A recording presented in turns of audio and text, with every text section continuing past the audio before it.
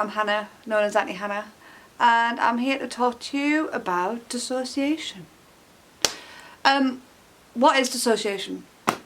We actually dissociate all the time in real life, not in fake life, in real life all the time, so we don't get overwhelmed with our surroundings and the things that are going on around us. For example, I'm in a room with lots of stuff all around me, and if I wasn't mildly dissociated from right now, I wouldn't be able to do this video. I'd be very much overwhelmed with everything that is around me, the smells, the sounds, the textures. So we all dissociate a little bit to keep ourselves sane. What is unhealthy dissociation? Well, unhealthy dissociation is when you can't help but dissociate on extreme levels and it interrupts your everyday life. For example, for me, I'll just be like driving, that's how I drive, and then next thing I know, I'm like, oh, how did I get here? And I would have dissociated for maybe a certain amount of the drive to a point where I return to my body and I don't realise that how I got there in the first place. So that's not really useful, especially when you're driving. And I sit there and I try to think about, like, I just can't remember it. Yeah, so you can't remember stuff. Also, I can't remember like big periods of my life, years of my life, things that have happened to me, when they happened to me, memories, people. I had a lot of people come up to me and being like, oh, hiya, Hannah. And I'm like, ha, ha, ha, ha. And they're like, oh my God, do you remember when we did this? And I'm like, yeah. No, I don't remember anything. That's dissociation. How do you get dissociation? Well, you get it from your brain being completely overwhelmed to a point where it needs to literally take your psyche, as in your mental self, away from your physical self to save yourself from the possible very horrible things that are happening to you. So like trauma or incidents that have happened where it's very extreme and your body and brain can't manage it, so your brain will take you away to a land where this doesn't exist, and that is dissociation. Disclaimer.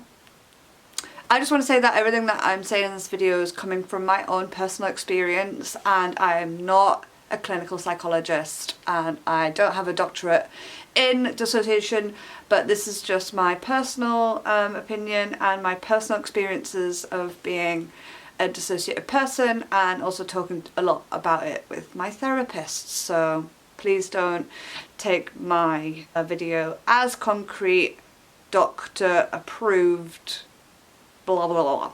How does that happen? Trauma. Yeah, so coming from in my own experiences, when I've had a traumatic event, I do tend to dissociate so it doesn't happen to me, and therefore I have continued to have a normal life. Because I've had various and a lot of traumatic events happen, dissociation has actually done me well in a way to allow me to have had a normal life and to keep a job, have a relationship and deal with my problems. If I didn't dissociate, I would probably be a lot worse off, a lot more. I'd probably have like a harder time managing everyday life. I do get triggered quite often, and when I do, in dissociation, so not triggered as in like panic attacks, although I do have that, but we can talk about that in a different time.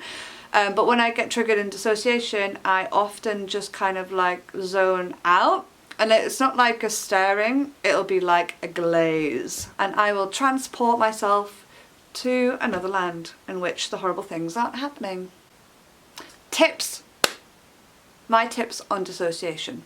So for me, my biggest problem is that I can't remember things, and I can't remember really good memories. I remember a lot of the bad memories. You know, that's also another thing that your brain does to make sure it doesn't happen again. It reminds you of all the horrible things that you've been through to make sure it doesn't happen again. Good one, brain. But I don't remember all the good things. So I've actually started to create a scrapbook, and it's super cute.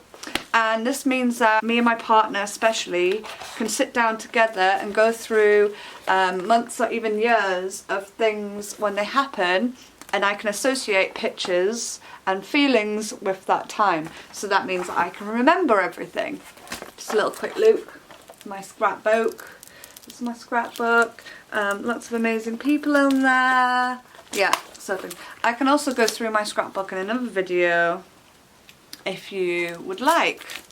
Yeah, I can make a little ASMR video for you, perhaps, if you'd like to know how to do that. Other tips, grounding exercises. So I do one where I visualise myself in the space, wherever I am. I name lots of things around the room. I smell stuff.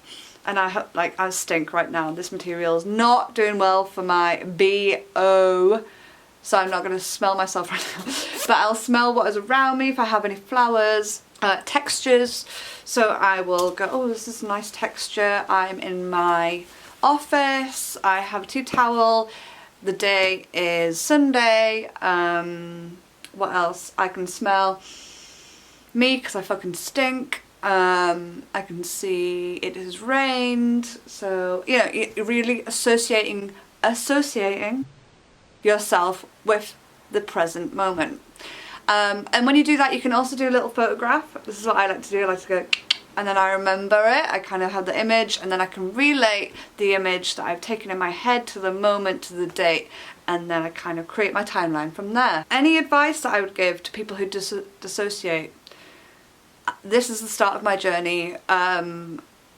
I basically have started this channel just so I can create a wee community of people who might suffer from complex post-traumatic stress disorder or dissociation or multiple personality disorder, and it would be really good to connect with you and to get your advice about your experiences, and maybe we can start together and heal together as a community.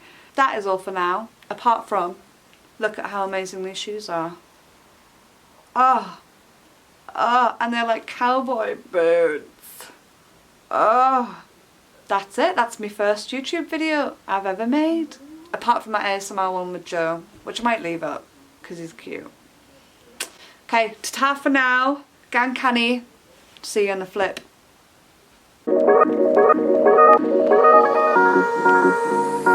Come on.